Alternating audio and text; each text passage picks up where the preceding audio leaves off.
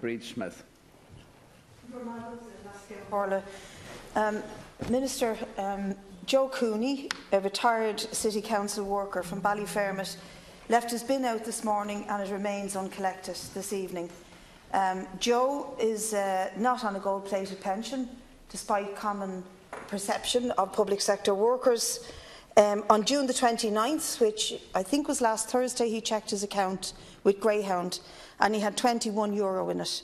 Today, when he phoned Greyhound to see why his bin remained uncollected, he was told that he was short of €19. Do the maths, that's €40. When he asked why was this, he was told because they have brought in pay by weight since the beginning of June, and he didn't have enough money in his account to meet the weight of that collection today. And so they've left his bin uncollected. When Joe rang your office, he was told, "We'll get back to you." Somebody got back to him and said, "Yeah, they said they've introduced the pay by weight." Now, you said in a statement last week, Minister, that there's nothing you can do about these companies and their behaviour.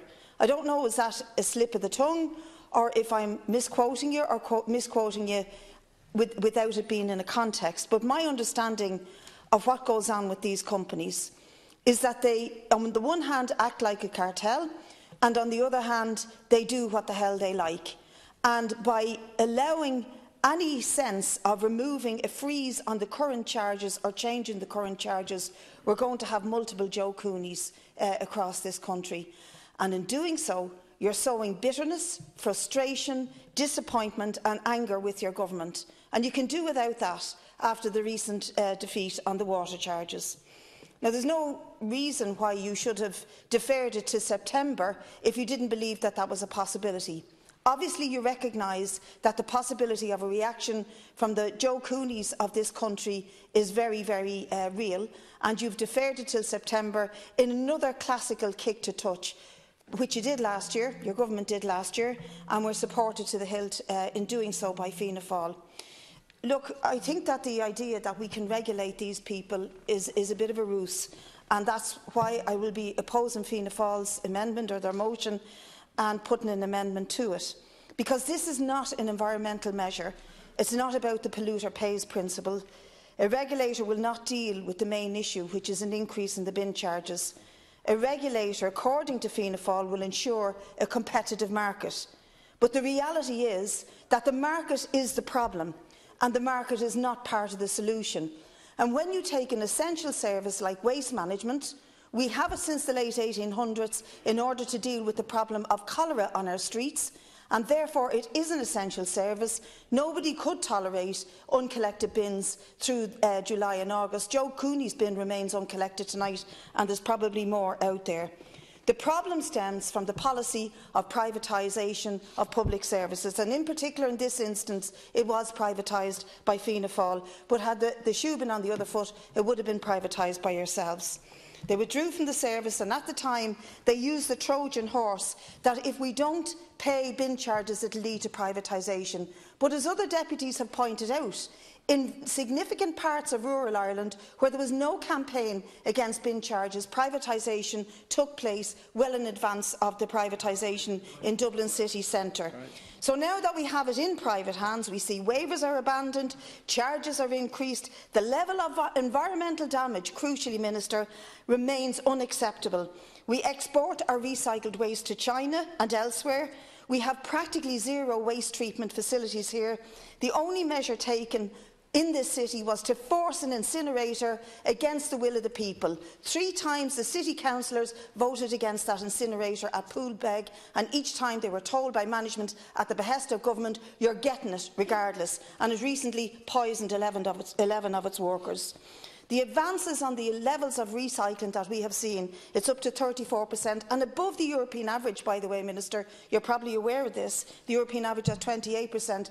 Those advances were not the sort of, force in people and make them pay and that's how you're going to get it. Those advances were done when facilities were provided. Around the corner from me we have a wonderful bring centre where you can take your plastic, your cans, your paper and your bottles and everybody use it. Provide the services and people will will use them. A small bit of re-education of the population takes place. Just like in other countries, they actually incentivise you. When I was a child, we used to get money back on Sidona bottles and the like. Incentivising people does no harm. You can give them back a receipt so that they can spend it in the supermarket and gain a bit. But this isn't what this is about. This is about boosting the revenues of these companies who engage in a race to the bottom of their workers, and the Greyhound strike of 2 years ago was the worst example of this, the worst excesses of a ruthless employer dismissing workers, slashing their pay and conditions, and the workers that replaced the ones that they got rid of were forced to run up and down the street in a sort of a piecemeal collection of bins. The quicker you work, the more money you'll get. And they justified that by saying the business is very tight. It's impossible for us to make a profit, and hence the increase in the demand on charges now. But of course, it's impossible for us to know whether they're making profits or not because they hide them offshore. Most of these companies are registered in the Isle of Man and elsewhere, and we cannot see their profits. Let me give you a few. You're nodding your head, but let me give you a few. Panda Waste, it last filed public accounts here in 2011. And then they retained 23.2 million profits. City Bin last filed public accounts here in 2006, and then they retained profits of 1.7 million. Dillon Waste last filed profits here in 2007, and then they retained profits of 3.3 million. And finally, Greyhound last filed public accounts here in 2009, and then they retained profits of 8.5 million. Now, how are we supposed to know whether these companies are losing money or profitable or going to the wall? And there's a proliferation of them. Just like Tony Soprano, who got involved in the waste management industry, it was no accident. It's a lucrative industry that makes money, that's loosely regulated, very loosely regulated, so much so that last night in Dublin City Council, when our councillors put a motion for the re-municipalisation of the service, bring it back into public control, they got support from the management, because management are tearing their hair out. Dublin City Council spent 1.5 million this year alone in cleaning up from illegal dumping. The companies who are making the profit from the waste don't do that to tackle illegal dumping. It all falls back onto the public services. Management supporting a people before profit council motion, I think that's very extraordinary.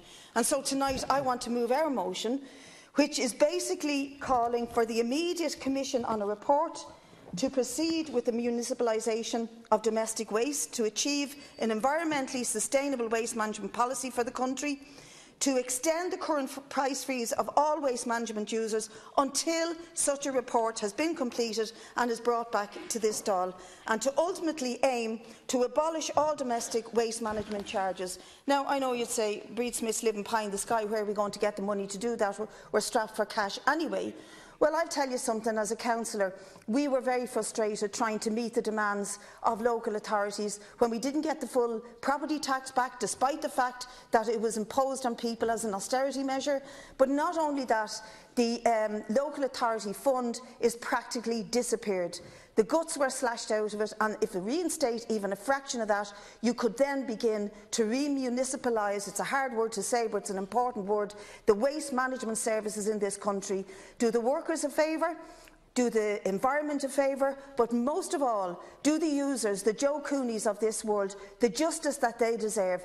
Their pockets are not endless. They cannot keep digging deeper and deeper to enhance the profits of greedy profiteers over whom we have no account, and who will tell Joe Cooney, sort of barefaced on the phone, we do what we like, the government don't control us. Now, you better address that, Minister, because they are making a joke of your ministry. Independence for Change, Deputy.